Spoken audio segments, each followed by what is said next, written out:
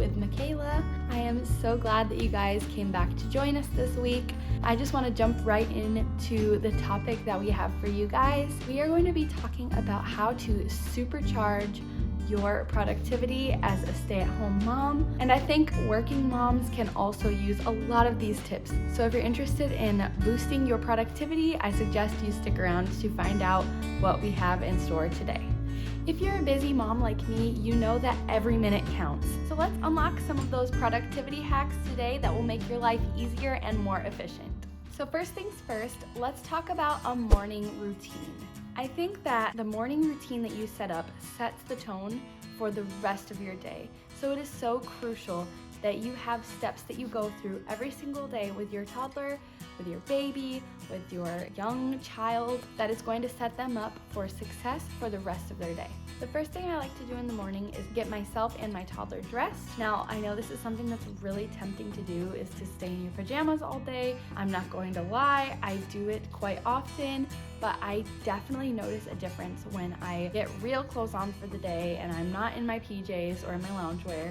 I notice the tone is just different. I feel more put together. I feel ready to go. If there's anything that we need to head out for, it's not gonna take that extra time to go and then get ready to go do that. And I noticed that Ellie's mood is a bit different when she's not ready to jump into bed at any moment. She feels less sleepy, less groggy, and less fussy throughout the day overall. Another thing I really like to do in the mornings is have a really well-balanced breakfast. I always come down and she has some sort of protein for breakfast, whether it's eggs or protein pancakes or sausage. There's always got to be a component of protein to make her feel full and not wanting snacks right away. I also noticed that when I am sitting down and eating breakfast with her, she does a lot better and is less likely to throw the food away or not want to eat. She just feels like this is something that we're doing together and I'm a part of it, and she's not set over alone to be by herself and tackle this big task of eating all on her own, because she is only 1.5, almost 2. And they still need help every once in a while to do the right thing and to get the food to their mouth. Whether your morning routine includes coffee or tea, I really like to start my day with some sort of drink that motivates me and makes me feel good. I know coffee doesn't really make everybody feel the greatest, but if it's got caffeine involved, then I know it gives some people a lot of energy. I can't have caffeine, it doesn't really do well with my body, but I like to have a tea or drink a really big glass of water, because when I'm more hydrated, I feel less groggy and less sleepy, and I feel like my body is more energized throughout the day. Our next category for today is prioritizing tasks. Now, we all have so much that we want to get done in our day, and it feels like there's never enough time to get it all done. I always try the night before to plan out my day for tomorrow. And I choose 3 tasks that are crucial for me to get done. They are non-negotiable, and I'm going to get those tasks completed no matter what.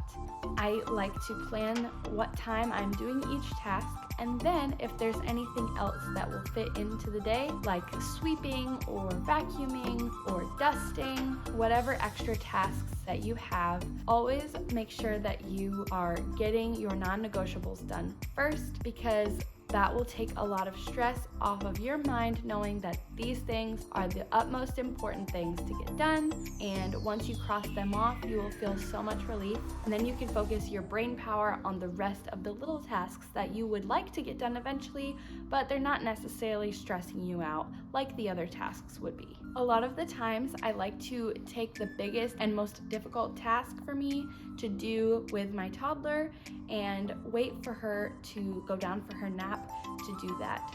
Some of these may include mopping or loading the dishwasher, because she really likes to climb and to help, but in reality it's not very much help, it's quite the opposite. Or cleaning the garage or my car out. Any of those tasks that are hard to keep an eye on your little one or keep them away from what you're doing are the tasks that you should definitely prioritize doing during nap time.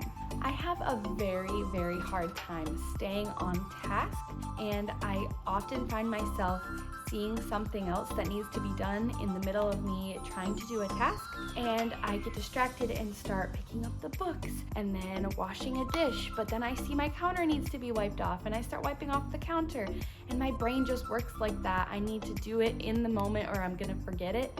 So what I like to do is I like to initially the night before write a to-do list that I can look at, that I can physically cross off, so I keep my brain on track. And if I see things throughout the day that I notice need to get done, instead of doing them right away and forgetting the task I'm already doing, I keep a magnetic to-do list on my fridge, and whenever I notice I really want to do something else that day, I jot it down and then I come back to it. Jumping into our next segment today, we're going to be talking about time management techniques. One technique I really like to use is working in bursts. And what I mean by that is I set a timer and I will work for 25 minutes, for 30 minutes at a time without technology. My phone is put away in a drawer without any distractions that could possibly arise, and I work hard for those 30 minutes. And when the time is up, I'll take a 5-minute break or so, and then I'll jump back into the next task and set another timer.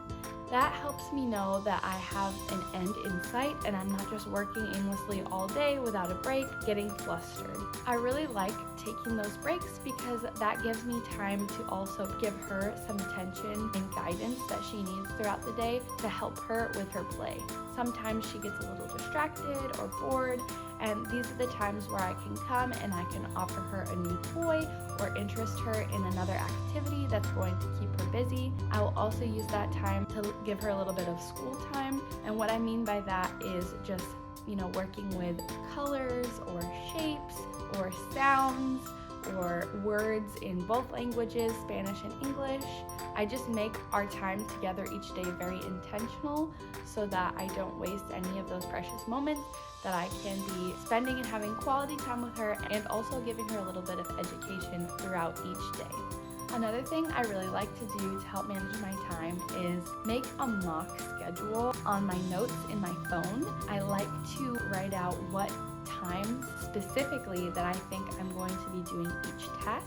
If I want to have dinner done and ready by 5:30 and the meal in the crock pot is going to take 4 hours, I know that I specifically have to start cooking at 1:30 in order to have that meal done in time.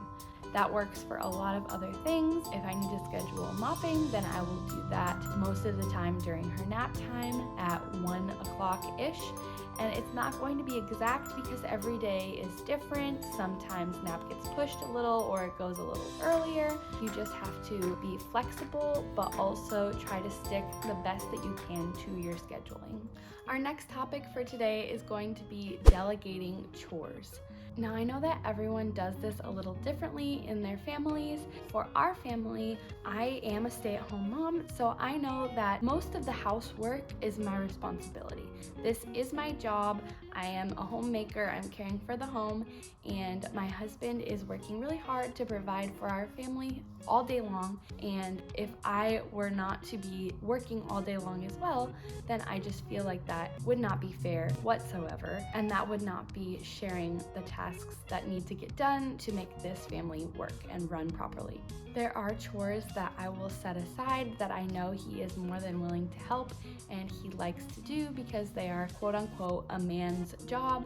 I don't mind doing them, and I do them once in a while if I have to, but my husband is so nice and he definitely will jump at any opportunity he gets to help us. Taking out the trash, that is my least favorite thing to do. He does dishes all the time. He is so sweet. And helping with Ellie throughout the day. Once in a while, here and there, he comes downstairs because he does work from home. He can occupy her while I am working on a task if he needs a quick break or he's on his lunch, and I really appreciate those times so much. And these are just some of the examples of chores that he takes on to help us out. Now, my toddler is only almost 2, and there's not a lot that she actually can do that would really help me out a lot, but I'm teaching her from a very early age that she is part of the family and she needs to have tasks as well to complete. And I'll give her some fake chores to do so that she knows she has responsibilities as well. At this age, she is very capable of cleaning up her own toys, cleaning up her own messes. If she spills, she helps me clean that up to the best of her ability. She is very able to throw things in the trash. If I tell her to throw her diaper away when I'm done changing it, she takes it over and she throws it away. She's very good at taking a cloth and going around and dusting for me. You will be very surprised what your toddlers and children are capable of if you just give them a little push and the chance to try it out. I know that a lot of people have those helper stands in the kitchen and your little ones can help you cook or stir or wipe up a mess. They really find it enjoyable doing the tasks that they see you doing every single day and can be a part of it. And that is how they learn, by doing it with you, by your example, doing it alongside them. I think one of the most important topics that we have today for stay-at-home moms and working moms is going to be meal prepping. Now, if your husband is one of those men who love to cook and that is their job in the family, you are one of the lucky ones and good for you.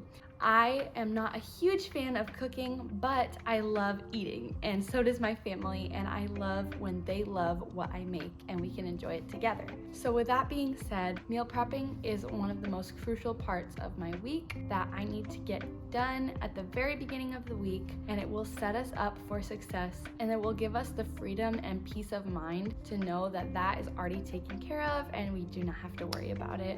The rest of the week we can put our energy towards other things that need to get done. How I like to meal prep is I take one day of the week, one evening after Ellie has gone to bed. Most of the times that falls on a Tuesday night or a Sunday night, and I scroll on Pinterest for hours and hours finding new and fun recipes that I can test out. And I also have a lot of staples that I like to come back to, especially with fall coming up. I love to make crock pot meals because they are quick, easy, and delicious. Once I choose my meals that we're going to have for the week, I write a list of ingredients that I need to go to the store for. Instead of making a list on a paper or somewhere else in my phone, I go straight to the app where I'm buying my food. We like to shop at Kroger, and they have a little option to make a list in the app, or I add the items directly into the shopping cart. That way I can do a grocery pickup, which is free and so convenient when you have little ones, and it just makes everything go so much quicker. You don't have to worry about going into the store, fighting with your toddler if they're throwing a fit, if they are tired that day, if they're hungry. It just makes it so much easier on us, and if it's free, we will definitely take advantage of that opportunity. There are some times where I like to go into the store to find deals or specific things that are on sale that you can't find on the app, but the majority of the time we like to do our grocery pickup and then be able to have the rest of the time that day that we would have had to do grocery shopping for other things like cooking, cleaning, and playing together. After grocery shopping, that is another thing that little ones can help with 100% without question. They are able to hand you things out of a bag and you put them where they go. At certain ages, once they figure out where things go for themselves, then you can definitely delegate that task to them. That is one less thing that you will have to do, and that is one more thing that they can be responsible for doing. I think it's good to teach our kids that chores are not a thing that you should look down on, that you should huff and puff at and try to get out of the way for your day, that we are so privileged to be able to have beautiful houses to take care of, that we are able to have food to put away and that will fill our tummies, and to help them look on the bright side of things each day and know that God has given us so many of these blessings and that we need to not take any of them for granted and just be appreciative of the hard work and the feeling of accomplishment that we get once we complete these tasks to take care of our home. I think it's really important to teach them a giving and a serving heart in this, that what they're doing is not just because your parents told you to do something, you need to do it, but also because they need to learn that this is a way that you can serve others and the people that you love and to make life easier for those around you.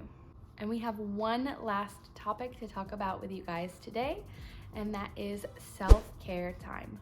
I think this is probably the most important one that we're going to discuss today, because if you are not taking care of yourself, then you are not going to be able to have patience and take care of your little ones. At the end of the day is my self-care time. I like to make it a point every day to do something for me, whether that is reading a book or having a face mask, taking an extra long shower, having a special coffee or tea, and just watching a show that I like, watching a video and chilling on the couch. Whatever that is for you, I suggest that you have a moment every day where you are able to relax and just unwind and let your brain escape for a moment and not think about any of the tasks that you have for tomorrow, because if you are not getting rest, then you are going to burn out really, really quickly.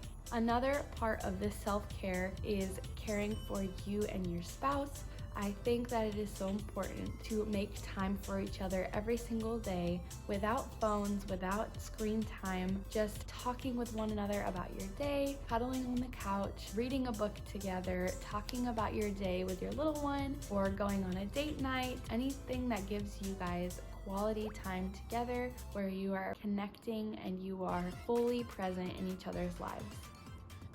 Well, there you have it, guys. That was our video for today. I hope that these tips help you out in your future and you can start implementing them into your weekly routines. If you like this video, please give it a thumbs up and hit that subscribe button, because it really is helping out my channel.